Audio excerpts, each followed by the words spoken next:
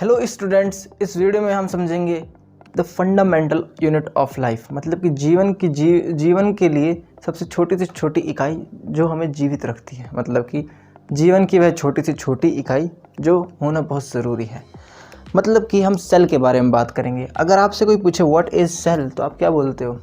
देखिए, बात ऐसी है, the fundamental unit of life, इसका जो मेन आंसर आता है what is the fundamental unit of life. आपसे कोई ऐसे पूछे तो आप बोल दोगे इट इज़ द सेल। ये सेल है, ये कोशिका होती है। वो क्या है? वही फंडामेंटल यूनिट ऑफ लाइफ है। मतलब कि जीवन को जो आगे बढ़ाती है, जीवन का होना ही किसकी वजह से? सेल की वजह से है। तो इस वीडियो में हम बात करेंगे कि सेल की डिस्कवरी किस तरह से हुई। ये बहुत ज़्यादा इंपॉर्टेंट है। डिस्कवरी मतलब खोज किस तरह से हुई। तो ये चीज़ें हमें दिमाग में रखनी चाहिए कि जो सेल है उसकी जो खोज थी वो किसने की थी बेटा? एक साइंटिस्ट हुए, रॉबर्ट हुक। कौन से साइंटिस्ट? Robert Hooke. इन 1665 में एक साइंटिस्ट थे बेटा, रॉबर्ट हुक। क्या नाम था उनका? Robert Hooke. ये सबको ही पता होगा, रॉबर्ट हुक। ठीक है। अच्छा मैं आपको इनकी फ़ोटो दिखा देता हूँ। देखिए, आप यहाँ देखिए, इनकी फ़ोटो विजिबल हो रही होगी। अच्छी तरह देख लीजिए। यही वो साइंटिस्ट थे जिन्होंने सेल की डिस्कवरी की थी। मतलब सेल को पहली बार देखा था अपनी आंखों से। अच्छा, अब हम बात करते हैं कि इन्होंने सेल को डिस्कवर कैसे किया। हमने बोल दिया कि इन्होंने खोज की। अब हम अपना दिमाग लगाएंगे कि खोज की, किस तरह से खोज की होगी, क्या क्या कंडीशंस रही होंगी, क्या क्या वहाँ पर कंडीशंस थी जिसकी वजह से इन्होंने खोज कर दी सेल की। देखिए, साइंटिस्ट जो होते हैं ये बड़े जिज्ञासु लोग होते हैं। ठीक है, बहुत क्यूरियस लोग होते हैं। तो जो ये रॉबर्ट हुक थे, इन्होंने क्या किया? एक स्लाइस लिया। स्लाइस मतलब एक टुकड़ा, स्लाइस ऑफ कॉर्क।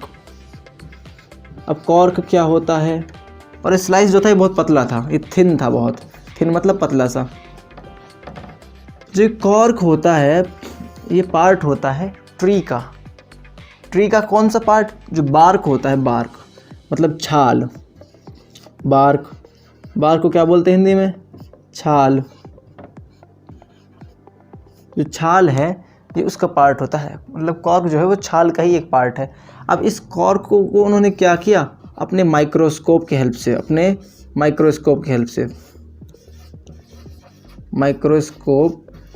से क्या किया? ऑब्जर्व किया।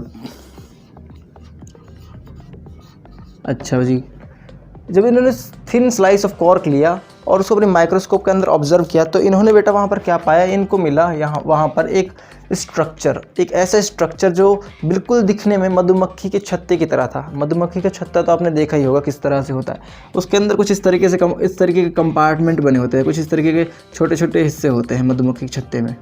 जैसे बेंजीन होती है ना, बेंजीन तो पढ़ी होगी, ऐसी बनती है बेंजीन भी। तो मधुमक्खी का छत्ता हम बना रहे हैं थोड़ा सा। तो इस तरह के कंपार्टमेंट उनको दिख रहे थे अपने ही माइक्रोस्कोप के अंदर। ठीक है। अब माइक्रोस्कोप को सबको पता है क्या करता है? वो माइक्रोस्कोप छोटी चीज़ों को थोड़ा बड़ा करके दिखा देता है। लेकिन उस टाइम का जो माइक्रोस्कोप था वो इतना ज़्यादा एडवांस नहीं था, वो बिल्कुल ही प्रिमिटिव टाइप का था। प्रिमिटिव मतलब कोई शुरुआती माइक्रोस्कोप था। तो जो माइक्रोस्कोप था वो ज़्यादा चीज़ों को दिखाने के लिए काबिल तो था नहीं, तो छोटी छोटी चीज़ें ही दिखाई। और छोटी चीज़ क्या निकली? सेल। अब जो ये सेल है बेटा, इसको सेल बोला। अब आपको क्वेश्चन में ये पूछ सकता है कि रॉबर्ट हुक ने क्या देखा, तो आप आंसर दोगे सेल। कहाँ से देखा? अपने माइक्रोस्कोप की हेल्प से देखा। किस चीज़ से बना होता है कॉर्क? आप बोल दोगे बार्क ऑफ ट्री, छाल से बना होता है। और उन्होंने क्या लिया था देखने के लिए? तो आप बोल दोगे कॉर्क लिया था देखने के लिए। तो इस तरीके से क्वेश्चन बन सकते हैं। ठीक है, इस वीडियो में मैं आपको क्वेश्चन नहीं कराने वाला क्योंकि ये वीडियो बिल्कुल बेसिक वीडियो होने वाली है। और जो क्वेश्चन बनने वाले होंगे मैं उनको आपको यहीं समझा दूंगा कि इस तरीके के क्वेश्चन बन सकते हैं। तो अब हम बात करें जो इन्होंने ये पैटर्न देखा था, जो मधुमक्खी के छत्ते जैसा इन्होंने पैटर्न देखा था, ये पूरी संरचना इन्होंने जो देखी थी, इसमें उनको क्या दिख रहा था? देखो, उनको सिर्फ यही दिख रहा था, ऐसा हिस्सा ही, जैसे हम आपको ब्लैक बोर्ड वाइट बोर्ड बना रखा है, ये सभी उनको दिख रहा था। इसका नाम उन्होंने क्या रखा? सेल रखा। ठीक है, इसका नाम ही उसने सेल रखा। एक का नाम, एक सेल ये हो गई, दूसरी सेल ये हो गई, तीसरी सेल ये हो गई। क्लियर? आपको ये बात समझ आ रही है? लेकिन एक इम्पॉर्टेंट चीज़ जो आपको क्वेश्चन में पूछ सकता है। और एक क्वेश्चन ऐसा है जो रेयर क्वेश्चन है, मतलब कि कुछ क्वेश्चंस ऐसे होते हैं बेटा कंपटीशन में जो कंपटीशन को बढ़ाने के लिए पूछे जाते हैं। मतलब कि कंपटीशन एक तो है कि अब सबसे पूछे कि बताओ डिस्कवरी कब की थी, तो मोस्टली बच्चे बता देंगे 1665 में रॉबर्ट हुक ने सेल की डिस्कवरी की थी। लेकिन अगर आप उसे और क्वेश्चन बात कर रहा था कि कुछ ऐसे क्वेश्चंस की जो कंपटीशन को बढ़ाते हैं, तो देखो बच्चों, जो हमारे रॉबर्ट हुक जो साइंटिस्ट थे वो एक बायोलॉजिस्ट नहीं थे।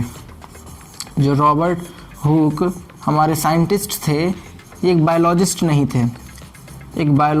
थे, मतलब कि बायोलॉजी के ज्ञाता नहीं थे, जीव विज्ञान के ज्ञाता नहीं थे। ये एक्चुअली एक फिजिक्सिस्ट थे, मतलब कि ये क्या थे, एक फिजिक्स के साइंटिस्ट थे और ये बहुत बड़े साइंटिस्ट थे फिजिक्स के। तो आपको पेपर में क्वेश्चन पूछ सकता है कि एक ऐसा साइंटिस्ट जिसका फिजिक्स में बहुत ज़्यादा योगदान रहा हो लेकिन उसने बायोलॉजी में भी बहुत कुछ किया हो, मतलब कि एक ऐसा साइंटिस्ट जो बायोलॉजी की डिस्कवरी करने के बावजूद भी एक फिजिक्स के साइंटिस्ट थे। तो आपका आंसर क्या होगा, रॉबर्ट हुक होगा। क्या होगा, रॉबर्ट हुक। ठीक है, क्या ये बात क्लियर है सबको? रॉबर्ट हुक, ठीक है, रॉबर्ट हुक। तो इन्होंने 1665 में क्या किया था, सेल की डिस्कवरी की थी। उसके बाद हमारे पास एक थोड़ा सा एक एक्टिविटी दे रखी है और ये एक्टिविटी बहुत इंपॉर्टेंट है आपको इस चीज़ की नॉलेज देने में कि सेल आखिर में क्या है, किस तरह से सेल का डिस्ट्रीब्यूशन होता है। फॉर एग्ज़ाम्पल जो सेल है वो, अगर हम एक अनियन ले लें, ऑनियन, एक हम प्याज ले लें, ठीक है। अब इसको हम काट दें इसको, ठीक है, इसको कट कर दें, इसके कुछ पार्ट्स को लें, ठीक है, इसका कोई एक पार्ट ले लें, ठीक है। अब उस पार्ट को अगर हम देखें तो हमें वहाँ पर क्या मिलेगा, उसकी कुछ सेल्स मिल जाएंगी, ठीक है। क्या मिल जाएंगी, कुछ सेल्स मिल जाएंगी। अब जो ये पार्ट है इसके छोटे छोटे टुकड़े होंगे, ठीक है, मतलब कि जो ये पार्ट्स थे, अब आप कितना ही छोटा टुकड़ा कर लो, फॉर एग्जांपल एक छोटा टुकड़ा ये है, एक छोटा टुकड़ा ये है, एक और टुकड़ा ये है। अब तीनों देखो साइज़ में बहुत अलग है, ये बहुत छोटा है टुकड़ा, ये बहुत बड़ा है और ये उससे भी ज़्यादा बड़ा है। अब हम क्या देख सकते हैं इसमें, जो इस टुकड़े के अंदर सेल्स हैं उसका साइज़ इस टुकड़े की सेल के साइज़ के क्या है बेटा, बराबर है, और इस टुकड़े के साइज़ के भी क्या है, बराबर है। मतलब कि जो सेल्स हैं वो पार्ट के साइज़ पर डिपेंडेंट नहीं है, मतलब कि जो सेल है ना उसका जो साइज़ है वो सेम रहेगा, चाहे आप छोटे से पार्ट का सेल देखो या फिर बड़े पार्ट का सेल देखो। तो आज की वीडियो लेक्चर में बस इतना ही था और मैंने आपको इंपॉर्टेंट सारा बता दिया है कि इसमें क्या क्या क्वेश्चन आपसे पूछ सकता है। तब तक के लिए आप अपना ध्यान रखिए, आपको मैं मिलता हूँ नेक्स्ट वीडियो में। धन्यवाद।